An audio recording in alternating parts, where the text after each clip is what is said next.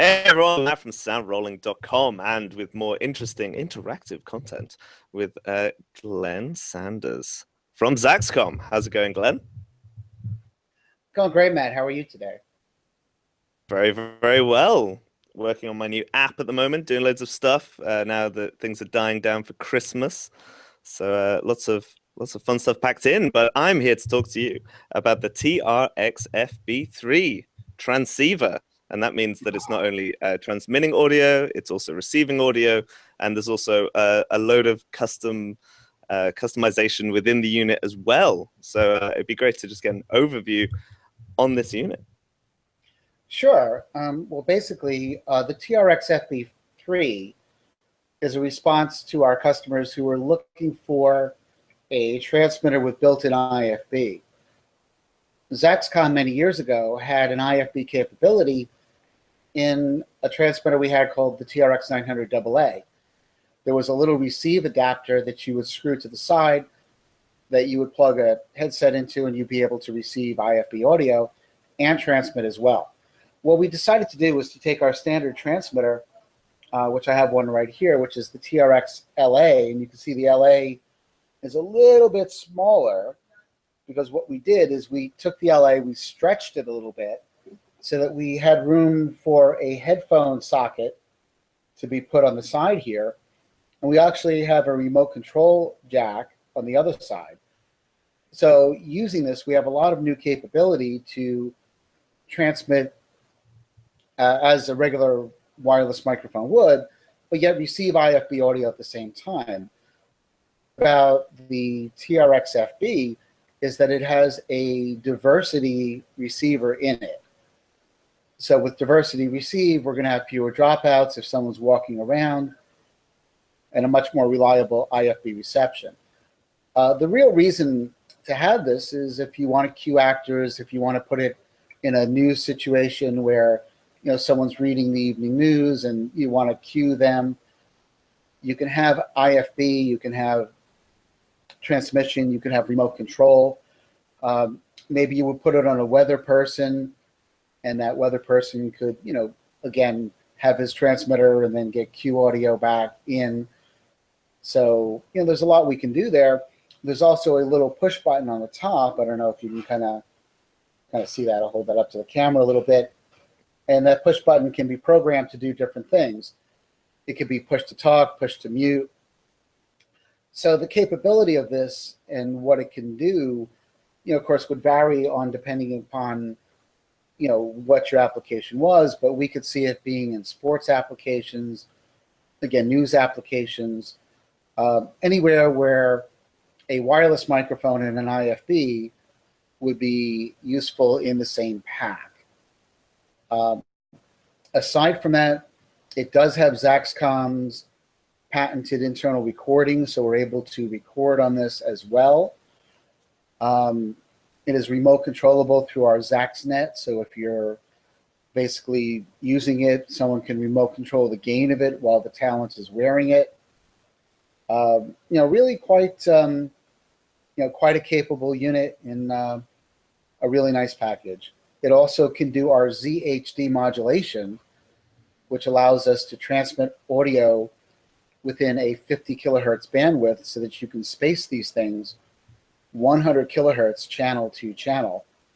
To get that tight would require a receiver from us that would have a tighter receiver filter to allow you to do it. But that tighter bandwidth is available on all current Zaxcom receivers, meaning that it will receive these spaced 100 kilohertz. But for serious users that want to put hundreds of channels together, you would get the receiver with the tighter filter. So this is something that's shipping now, and a really nice new product for Zaxcom. It's really interesting just how it's both transceiving, receiving, and doing kind of everything all in one box. Is that something the kind of Zaxcom is always trying to look to integrate its products? Because I know that it's always been quite an ecosystem, and are you just trying to pack everything all into one? Is this meant to replace lots of products, or how did this kind of come about? Well, I don't think it's a replacement. I think it's about giving better functionality to the industry. I mean, you know, people that typically wear a wireless transmitter and wear an IFB, you know, would really like to have a single pack. I mean, I don't think that there's any real advantage to two packs. I mean, certainly, you know, there's a certain freedom of being able to use, you know, a certain thing from a certain manufacturer and a different thing from a different manufacturer. This does integrate it into one thing. But, you know, with this, you're able to, you know, again, have that single pack thing.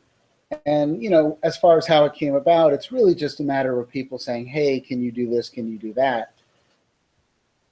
You know, Zaxcom has always been a company that wants to invent and innovate and do new things. You know, we just this year, I don't know if you know it or not, maybe you do, but we just won the technical Emmy this year for our digital wireless system. And, you know, all of our wireless, we try to integrate with our recorders so that you can remote control, you can transfer metadata, you can automatically change transmitter power level when you roll the recorder. And of course, the biggest thing is the internal recording, which is, you know, has become not just a feature that is nice to have, but something that is very integral to the process of producing television and motion picture, you know, programming. So, you know, the internal recording, you know, for us, I mean, we invented the process of having the internal recorder, remote controlling it through ZaxNet, synchronizing time code, backing up the transmission. You know, it's something that we, you know, it's one of our big things. And, you know, we try to incorporate as many of these things into our products as we possibly can. I mean, if it can go in there, it's going to go in there. You know, we're not going to leave anything out. So I'm, you know, very happy that we were able to bring out this product this year. You know, it's doing quite well in the marketplace. So, you know, we'll see. You know, we're, you know, again, always trying to innovate and bring in new things that we hope people will find useful in their everyday lives. For those not familiar with like how the internal recording works in terms of the metadata, could you just give us an overview of how that would work? For instance, if I had a file on my recorder called one take one, what would it be on the internal file? Well, basically on the internal file, things would be corresponding to our segment numbers in the recorders. While we do broadcast scene and take, I'm not certain at this moment that we do record the specific scene and take. We always record the time code. So anytime you start a file, you're going to have that time code reference matching the master recorder, which ultimately is the best reference for syncing up in post-production.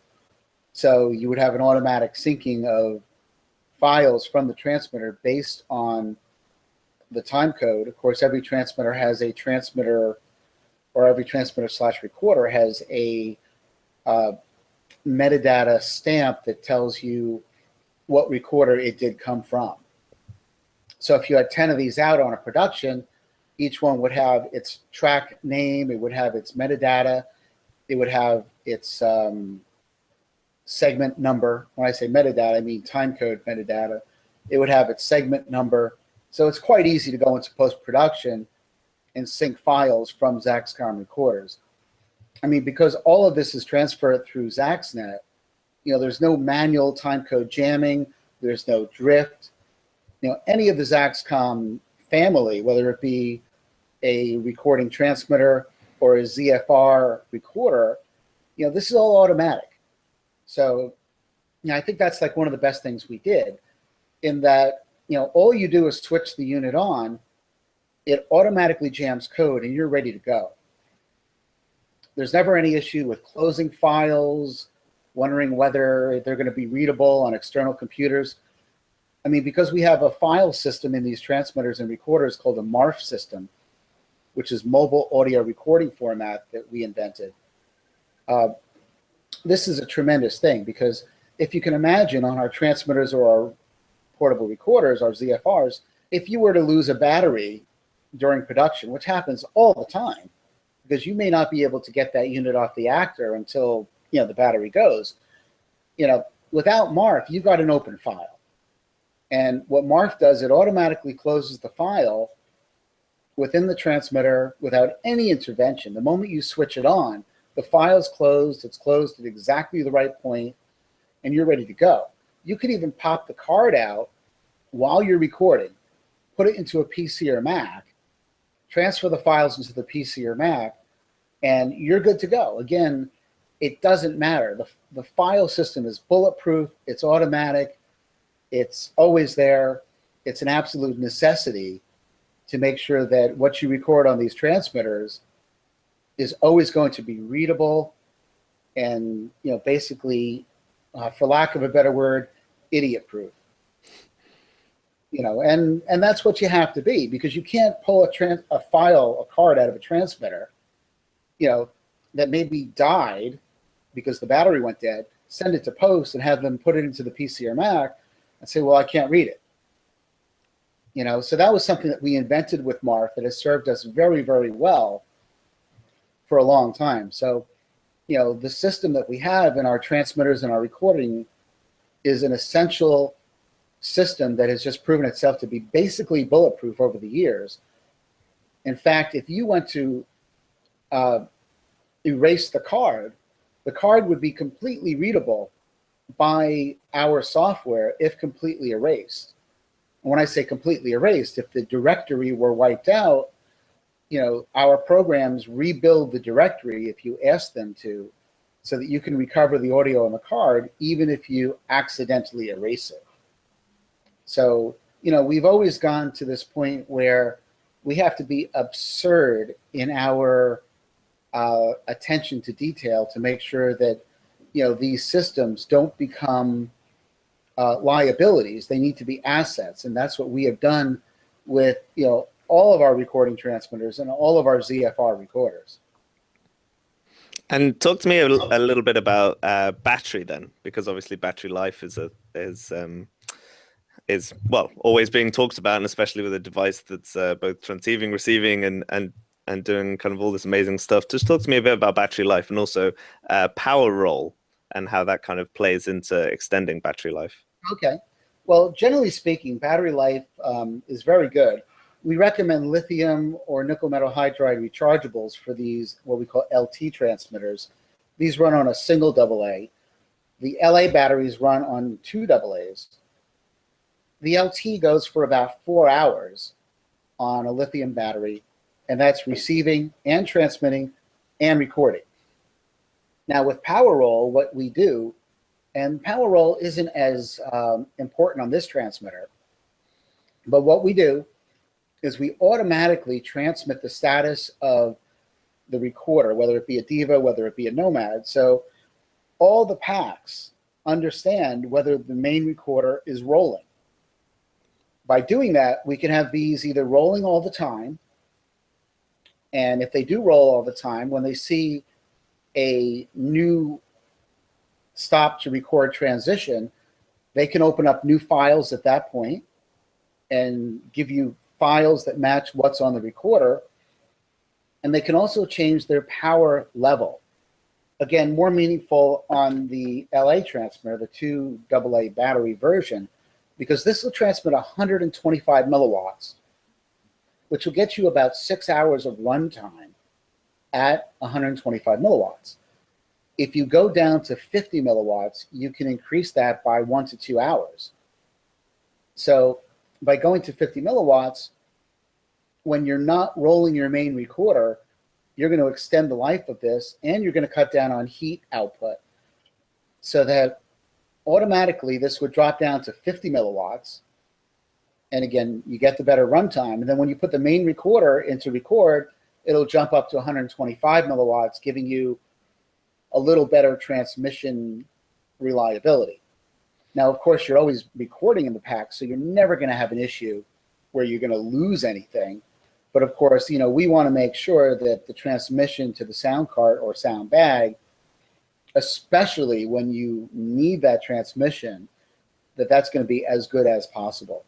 And we actually have a patent on power rolls, so Zaxcom is the only company doing anything like that. And of course, that all ties into ZaxNet and the whole Zaxcom ecosystem of making sure that the recorder and the wireless microphones are all tied together in a very intelligent, systemized way. There's one thing I'd like to also point out. Yep. Is really the whole time code thing, that because what we do with the FB is something that we've never done before. Because it has an audio output jack, we can actually not only input hardwired SMPTE timecode to jam it on the mic jack, but we can output SMPTE timecode on the audio output jack. So if you wanted to use this as a timecode source to jam cameras, you could do that with just this unit. So if you wanted to use this, let's say in an insert car, you'd be able to take this, put it in the insert car, you'd be able to plug the mic into it, and then plug an audio output into it to feed cameras directly from this. So you actually get some extra functionality on the FB. And also keep in mind, the FB will also jam timecode from ZaxNet. So either it's a hardwired jam or it's a ZaxNet jam.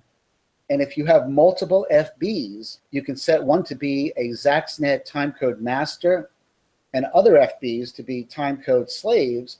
And all you have to do is hold the packs close together and they'll jam each other without a cable, which is a really neat trick. So they have to be pretty close to do that, but you can definitely do it. And all of these products also have wireless QC, meaning that you could take a Zaxcom IFB receiver, set these packs up so that when they switch on, that they jam code from ZaxNet, and then them themselves become ZaxNet transmitters on a different frequency from the main ZaxNet transmitter. So you can walk around with this and just hold it next to or close to each actor or talent wearing one of these packs or any of our packs. And you can QC the audio and you can see the time code on this. And also, if they're in record, you can hear a beep that comes out every 5 or 10 seconds from these packs to tell you that, yeah, I have audio, it sounds great, I have time code, and it's in record. All of that you're doing without touching any actor or person involved. So, these systems are designed to be, very transparent to the production. Never with a Zaxcom system, with the remote control that we have, do you interfere with the actor and their craft of recreating or creating, something that is, going to be filmed or shown on TV. It's all extremely transparent. And again, because of the systemization that we have with ZaxNet and how we've set this thing up, it's just really a tremendous asset to any production that uses this gear. And why FB3? What does the name stand for? Well, FB stands for fallback. So we've got the TRX transmitter with fallback, and it's our version 3 transmitter, which will do ZHD modulation. So, our product name started as TRX 900, TRX standing for transmitter receiver, 900 just being some series that we decided to go with. And, we decided to lose the 900 when we came up with the some of the newer gear, the different size transmitters. LT transmitter stood for light because it was, a lighter, smaller pack. And then the LA was a, just LA because we thought they would use this a lot in Los Angeles or Hollywood. So we came up with the LA pack, and now the FB because there's fold back. But it's all the same technology, our TRX series of transmitter. It's kind of funny that other manufacturers have copied us because a lot of people, I say copied, we started with TRX, and there's other companies that have TRX products that have nothing to do with us. And there's other companies that have chosen to make LT transmitters years after we, utilize that. Somewhat flattering, a little confusing to the end user, but why they go with these names that we started with, I don't know. Well, setting a trend is always very, very good. It's good to be first. Well, we like to be trendsetters here. I mean, I won't make a product unless I think we can bring something to the table. Because if you look at what we do, whether it's multi-track audio recorders that we started with the Diva, the recording wireless, the digital IFBs, just the ZaxNet thing. I mean, again, we're not going to make anything that is a Me Too product. There's a lot of companies in this world that can make products, very inexpensively. They make them in China, they make them in Taiwan. And, we don't do that.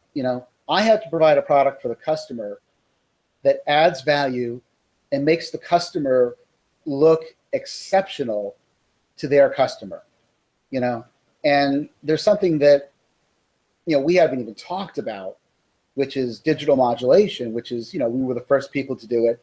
Still, there's very, very few companies making a digital wireless. Certainly, Audio Limited is, but, that's really it.